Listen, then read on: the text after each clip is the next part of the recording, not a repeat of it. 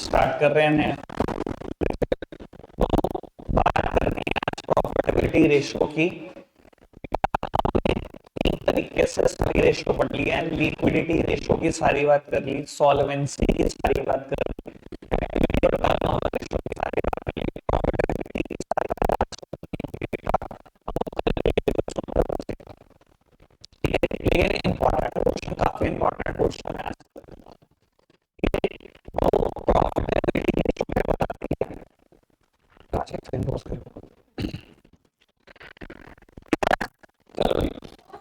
बाबू अब बात सुनो, प्रॉफिटेबिलिटी रेशियो क्या बताती है कि आप किस रेट पर प्रॉफिट अर्न कर रहे हो। ठीक है बाबू, सबसे पहले बात करनी है ग्रॉस प्रॉफिट रेशियो की। सबसे थकी हुई रेशियो यही है बेटा। ठीक है, इसमें जीपी रेशियो सबसे थकी हुई है। फॉर्मूला क्या है बेटा? जीपी मतलब सेल्स या मल्टीप्लाइड बाय नहीं तो देखो बेटा कुछ नहीं होगा, सब सामने देखो।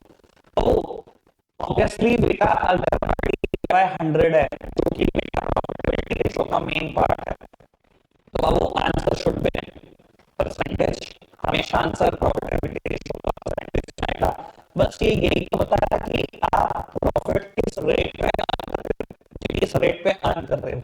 एक बात और बेटा, जब भी मुझे रेशियो कैलकुलेट करनी होती है और बहुत सारा स्टेप होता है, मैं हमेशा ट्रेडिंग अकाउंट बनाकर ही करता हूँ। सबकी अलग प्रैक्टिस है, मैं ट्रेडिंग अकाउंट बनाकर ही करता हूं और सबसे ज्यादा कंफर्टेबल इसी में रहोगे, ध्यान रखना। ट्रेडिंग अकाउंट कैसे बनता है ये चर्चा मैंने तब भी कर दी थी बेटा जब मैंने कॉक्स समझाया था।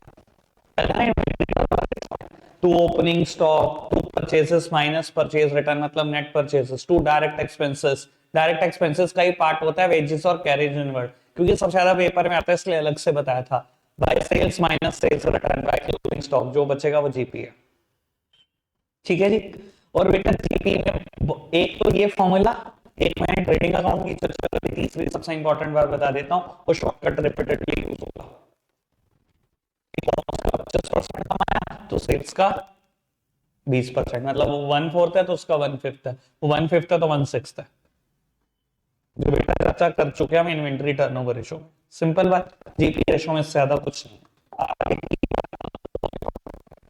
तो अब मैं बात करने जा रहा हूं ऑपरेटिंग रेशो की। यहां से मुझे क्वेश्चन बहुत ज्यादा एक्सपेक्टेड है, बाकी देखते हैं बेटा।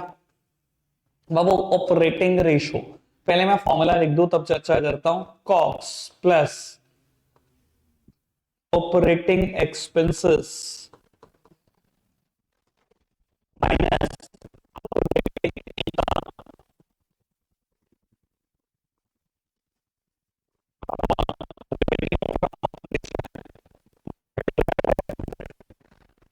दो मिनट के सब सामने देखेंगे, आराम से समझने की कोशिश करेंगे ये रेशो क्या बता रही है बेटा। सबसे पहले कॉस्ट पे मैं बिल्कुल भी चर्चा नहीं कर रहा हूं। मैंने कॉस्ट बताया आपको क्या होता है, सेल्स माइनस जीपी। इसके अलावा बेटा एक और फॉर्मूला बताया था, वो opening stock plus net purchases plus direct expenses minus closing stock. तीसरा भी फॉर्मूला बताया था बेटा, अगर याद हो तो, सेल्स प्लस ग्रॉस लॉस। ठीक है जी, जो शॉर्टकट बताए थे वो भी बताए थे। कॉस्ट पे चर्चा नहीं है बेटा। Single star on operating expenses और double star on operating income, इसकी बात करते हैं बेटा। ये क्या चर्चा चल रही है बाबू? आपको बता देता हूं, पूरी प्रॉफिटेबिलिटी रेशो हमेशा टी फॉर्म में समझ में आएगी, क्योंकि हम हमेशा इसमें ही कंफर्टेबल है। वर्टिकल फॉर्मेट बनाया कितनी बार है, अब शुरू किया मैंने तो 4 दिन पहले वर्टिकल फॉर्मेट, एसपीएल जब सीखा। बाबू कितना वो कंफर्टेबल हो गया हूं मैं इसमें, मुझे नहीं लगता 12th का बस बच्चा कोई कंफर्टेबल होता है। तो हमेशा बेटा कभी भी दिक्कत में फंसो, टी फॉर्म में सोचना शुरू कर देना, बचा लेगा आपको, बाहर निकाल लेगा। बाबू ट्रेडिंग अकाउंट बनाते थे, रिजल्ट आता था ग्रॉस प्रॉफिट या ग्रॉस लॉस। ठीक है जी, ब्रॉट डाउन करते थे प्रॉफिट एंड लॉस अकाउंट में। बेटा मैं यहाँ पर बहुत सारी इनकम लिखता था पीएनएल अकाउंट में, और यहाँ बेटा बहुत सारे खर्चे। बाबू अगर मैं इनको कैटेगराइज करना चाहूं तो बेटा जो इनकम लिखता था वो भी दो तरीके की होती थी, ऑपरेटिंग इनकम और नॉन ऑपरेटिंग इनकम। और खर्चे भी बेटा दो तरीके के होते थे, ऑपरेटिंग खर्चे और नॉन ऑपरेटिंग खर्चे। ठीक है जी। अगर बेटा जीपी में दोनों इनकम जोड़ दू, ये दोनों खर्चे माइनस कर दो, तो जो रिजल्ट आता था उसको बोलता था नेट प्रॉफिट। ठीक है जी, लेकिन मेरा भाई नेट प्रॉफिट तक कोई मुद्दा ही नहीं है, मैं उससे पहले की बात कर। बेटा अब बच्चे मुझसे पूछते हैं ये ऑपरेटिंग इनकम, ये नॉन ऑपरेटिंग इनकम क्या होती है, या ये ऑपरेटिंग खर्चे नॉन ऑपरेटिंग खर्चे क्या होते हैं। और मेरा बड़ा सिंपल सा आंसर है बेटा, बाबू अगर आप कोई दुकान चला रहे हो और आपको उस दुकान की वजह से कोई इनकम हो रही है, वो आपकी ऑपरेटिंग इनकम है, जो आपको मेन ऑपरेशंस की वजह से हो रही है बिजनेस के। और बेटा नॉन ऑपरेटिंग क्या है, जो बेटा बिजनेस से नहीं हो रही। हमेशा समझाने के लिए एक बात है बेटा, 5 स्टार जनता दुकान खोलकर बैठा हुआ है, तो वो अगर उसे दुकान से कोई इनकम हो रही है ना, वो उसके बिजनेस की इनकम है, ऑपरेटिंग इनकम है। और दुकान के अलावा जितनी भी इनकम हो रही है सब नॉन ऑपरेटिंग है। समझाने के लिए एक बात बोलता हूँ बाबू, उसने एक फ्लैट खरीदा हुआ है बेटा किसी पर्टिकुलर सिटी में, और वहां से बेटा वो रेंट रिसीव कर रहा है, मान लो 5-6 लाख रुपए। बाबू ठीक है, नेट प्रॉफिट में इंक्लूड होगा वो रेंट। आपने दिखाया भी बेटा पीएनएल अकाउंट के क्रेडिट साइड, सच बताना दुकान से हो रही है क्या उसको इनकम? ये तो फ्लैट के रेंट से आ रही है, दुकान से आ रही है, 5 स्टार जनता की दुकान के अंदर से आ रहे पैसे नहीं बेटा। तो बाबू है नहीं है non operating income. Non operating business को ऑपरेट करने से नहीं हो रही। ठीक है जी, उसने किसी कंपनी के शेयर में इन्वेस्ट किया हुआ है बेटा, वहां से डिविडेंड आता है, operating income, non operating income. बाबू उसने एक एफडी कराई हुई है बैंक में, बहुत मोटा इंटरेस्ट आता है बेटा, नॉन ऑपरेटिंग इनकम, दुकान से तो नहीं आ रही। यानी कि बेटा ऑपरेटिंग इनकम होती है जो दुकान से रियलाइज होती है। और कहीं ना कहीं बेटा जो आपके कोर्स में चीजें आने वाली हैं वो सिर्फ दो हैं ऑपरेटिंग इनकम है, एक बेटा डिस्काउंट रिसीव्ड और एक बेटा कमीशन रिसीव्ड। कई बार बेटा फर्म्स मुझे कहती हैं कि आप बल्क क्वांटिटी में सामान खरीद लो, हम आपको डिस्काउंट ऑफर कर देंगे। बेटा मेरी दुकान की वजह से तो इनकम हो रही है, दुकान की वजह से मैं बल्क में खरीद रहा हूँ, बल्क खरीदने की वजह से बेटा डिस्काउंट मिल रही है। या कई बार कोई कंपनी कहती है मेरे प्रोडक्ट, मेरी ब्रांड का प्रोडक्ट बेच दो, मैं इतनी कमीशन ऑफर कर दूंगी। तो बेटा ये दोनों इनकम ऐसी है जो बेटा मेरे बिजनेस की वजह से हो रही है, इसलिए बेटा ये ऑपरेटिंग इनकम है। बाकी जितनी बची सब नॉन ऑपरेटिंग है, कुछ नहीं आने का आपको। क्लियर है बेटा बात, समझ में आई? जैसे बेटा इनकम की दो कैटेगरी हैं, ऐसे ही बेटा खर्चों की भी दो कैटेगरी है, ऑपरेटिंग खर्चे और नॉन ऑपरेटिंग खर्चे। ठीक है जी बाबू, जो बिजनेस ऑपरेशंस की वजह से खर्चे हो रहे हैं वो बेटा ऑपरेटिंग है, और जो बिजनेस की वजह से नहीं हो रहे बेटा बाबू वो नॉन ऑपरेटिंग है। मैं कहूं बेटा आपने एक फ्लैट खरीदा हुआ था और बेटा आज आपने बेच दिया, 5 करोड़ का खरीदा था आपने, घाटे में बेच दिया बेटा, 4 करोड़ का बेच दिया कोई इमरजेंसी की वजह से, 1 करोड़ का लॉस हुआ, यहां दिखा दिया। दुकान का लॉस हुआ क्या? सच बताना ईमानदारी से। Loss on sale of land दुकान की वजह से लॉस हुआ बाबू, क्या है ये एक नॉन ऑपरेटिंग एक्सपेंस है। समझ में आ रही बात? क्लियर है बेटा बात? और बाबू दुकान के अंदर जो काम कर रहा है स्टाफ, उसकी सैलरी जा रही है या वेजेस जा रही है, तो क्या ऑपरेटिंग है भैया। दुकान चल रही है तो उसे रख रखा, नहीं चलती तो उसे भी बाहर निकाल देता है। क्लियर है ना बेटा बात? अब बाबू बात सुनो, चलो ये टी फॉर्म में तो मैंने बहुत कंफर्टेबल कर दिया आपको, शायद बात भी समझ में आ गई होगी। 2 मिनट के लिए मेरी तरफ देखना बाबू। अगर मैं बात करूं खर्चों की कैटेगरी जो हम वर्टिकल फॉर्मेट में पढ़ते थे, वो बेटा कितनी थी? 7 थी, सीपीसी ईएफडीओ। ठीक है जी बाबू, ये सीपीसी का डिस्कशन कॉक्स में आ चुका है। ठीक है, कॉक्स में सारे इन्वेंट्री के सभी खर्चे आ जाते हैं, सीपीसी का काम तो निपट गया। ठीक है जी, इनमें से क्या ऑपरेटिंग है? देखो पूरा ई ऑपरेटिंग है, सिंगल स्टार डिफाइन कर रहा हूं, पूरा ई यानी कि एम्प्लॉय बेनिफिट एक्सपेंसेस, कोई भी एम्प्लॉय बेनिफिट एक्सपेंसेस है बेटा सभी ऑपरेटिंग है। फाइनेंस कॉस्ट बिल्कुल भी ऑपरेटिंग नहीं है, काटा मार दिया मैंने। क्यों नहीं है? बच्चे कहते हैं बिजनेस की वजह से लोन ले रखा है, ये खर्चा है हमारा, बिजनेस का खर्चा है। हमेशा मेरे को ये तर्क मिलता है बच्चों की तरफ से, मैं हमेशा एक एग्जांपल देता हूं, सुन लो बेटा। फाइनेंस कॉस्ट हमारे लिए तो कभी भी ऑपरेटिंग हो ही नहीं सकता। फाइनेंस कॉस्ट हमेशा ऑपरेटिंग पता है किसके लिए होता है? फाइनेंस कंपनी के लिए, यानी कि बैंक्स के लिए। और उनके लिए बेटा इंटरेस्ट रिसीव करना, जैसे भी मैंने इंटरेस्ट रिसीव करने की बात करी थी कि एफडी करा रखी है, ब्याज मिलती है, तो नॉन ऑपरेटिंग माना ना। उनके लिए बेटा इंटरेस्ट रिसीव करना भी ऑपरेटिंग इनकम है, क्योंकि देखो अब बैंक का काम तो समझो, ब्याज ही पे करता है आपके सेविंग अकाउंट पे, और लोन पे ब्याज ही खाता है बेटा, उनके उसके लिए ये ऑपरेशन है। तो बाबू ये उसकी ऑपरेटिंग इनकम और ऑपरेटिंग खर्चे हैं। इंटरेस्ट रिसीव करना, इंटरेस्ट पे करना, फाइनेंस कॉस्ट में इंटरेस्ट ही आता है ना मेनली, अगर याद हो तो। कोई दिक्कत कोई परेशानी तो नहीं? पक्का से क्लियर है बाबू? अब डेप्रीसिएशन, बिल्कुल जी, डेप्रीसिएशन एक ऑपरेटिंग खर्चा है। बिजनेस चला रहे हो, एसेट्स का यूज कर रहे हो, डेप्रीशिएट हो रही है। डेप्रीसिएशन एंड अमोर्टाइजेशन, ठीक है जी, कोई दिक्कत कोई परेशानी तो नहीं? अब अदर एक्सपेंसेस, इसका क्या करो बेटा? इसमें सारे तो नहीं, पर बेटा सिर्फ 4 खर्चे और मैं याद करा रहा हूं, जिसको बेटा मेरे को बोलना भी नहीं पड़ेगा, आपके दिमाग में क्लिक कर जाएगा जी। बिल्कुल, डिस्काउंट आउट, धंधा चला रहा हूं भैया, डिस्काउंट देनी पड़ती है, धंधा चलाने का ही खर्चा है। धंधा चला रहा हूं बेटा, कुछ ना कुछ बैड डेट हो जाते हैं बाबू। ऑफिस एंड एडमिनिस्ट्रेशन एक्सपेंसेस और selling and distribution, selling and distribution बाबू, ये खर्चों की लिस्ट है जो ऑपरेटिंग है, बाकी सब क्या है? Non operating. कोई दिक्कत अभी तक, कोई परेशानी? सभी क्लियर है? ठीक है जी। अच्छा, अब मुद्दा उठता है, ये रेशो बताती क्या है? मैं इस पे तो चर्चा कर दूं, ये रेशो क्या बताती है बाबू? अगर आप देखो ढंग से, जब मैं ग्रॉस प्रॉफिट लिख रहा था तो मैंने सच में लिखा था ना ग्रॉस प्रॉफिट रेशो, या मैंने ये नहीं लिखा ऑपरेटिंग प्रॉफिट रेशो? मैंने क्या लिखा? Operating ratio. और सच मायने में अगर मैं बोलना चाहूं तो मैं ये भी बोल सकता हूं ऑपरेटिंग एक्सपेंस रेशो। यानी कि ये रेशो ये बताती है कि आपके बिजनेस में ऑपरेशंस के खर्चे कितने हैं। ठीक है जी।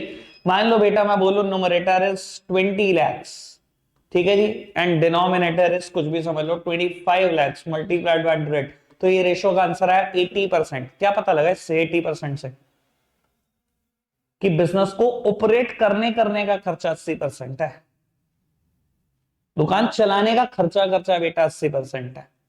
तो अगर समझदार हो तो बेटा तीसरी रेशो का भी हल्का सा डिस्कशन यहीं शुरू कर देता हूं। तीसरी रेशो है ऑपरेटिंग प्रॉफिट रेशो। अगर बहुत समझदार हो, बुद्धि में बात गई है, तो समझदार तो बात समझ ही गए होंगे। अगर दुकान चलाने का खर्चा 80% है तो दुकान पे ऑपरेटिंग प्रॉफिट 20% हो रहे होंगे। ठीक है जी। यानी कि एक बड़ी सिंपल सी बात है, अगर मैं ऑपरेटिंग रेशो और ऑपरेटिंग प्रॉफिट रेशो को प्लस कर दूं तो ये 100% के बराबर होता है। ठीक है जी। और वो भी मैं साबित भी कर दूंगा। ठीक है। और आपको बता देता हूं कसम से, ये झूठ नहीं है, मुझे 12th क्लास में पता नहीं था ये रेशो दोनों 100% के बराबर। हाँ, टीचर ने मुझे समझाया नहीं, हमने तो फॉर्मूला रटे थे।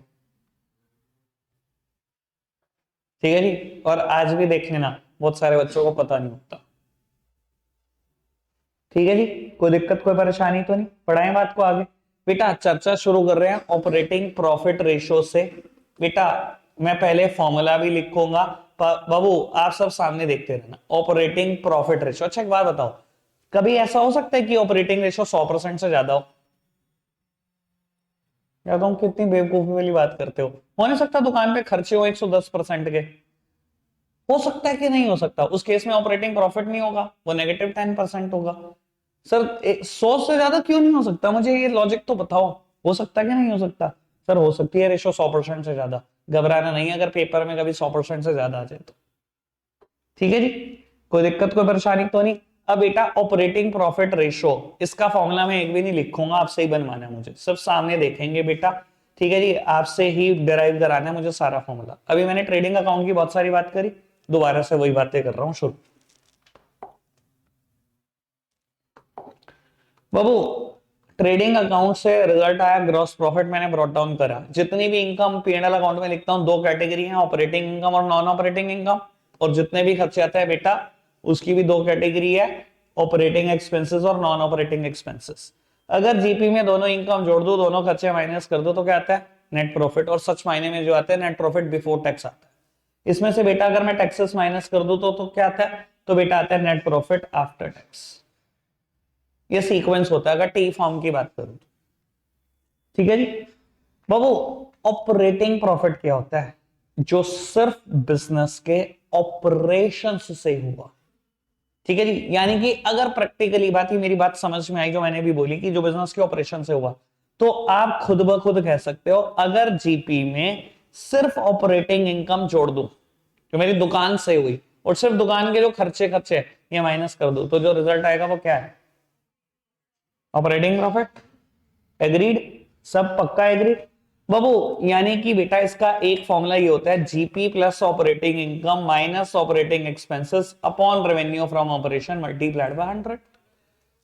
कोई दिक्कत कोई परेशानी तो नहीं बेटा इस बात में? और एक फॉर्मूला नहीं हो सकता। कई बार बेटा क्वेश्चन में आपको नेट प्रॉफिट दे देता है और आपको कहता है calculate the operating profit ratio, फंसाता है।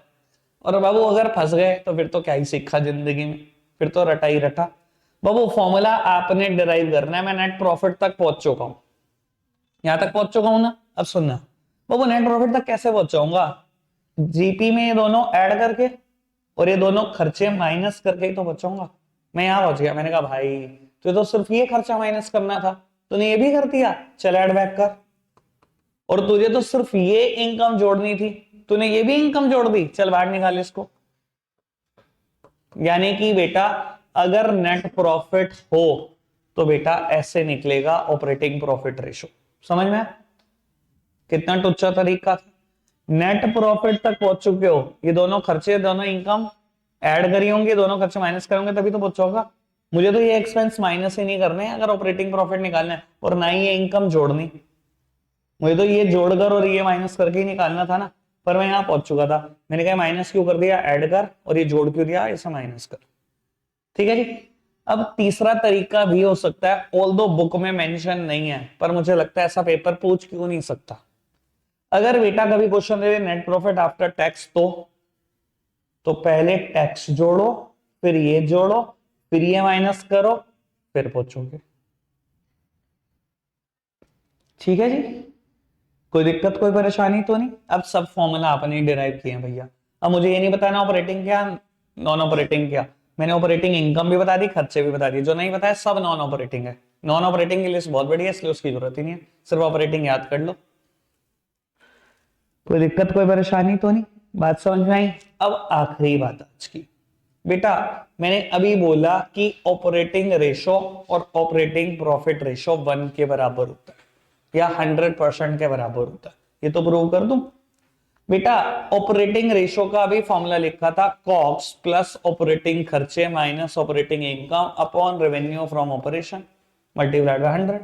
और अगर मैं 100 से मल्टीप्लाई नहीं कर रहा तो इसका मतलब मैं परसेंटेज में निकालूंगा आंसर।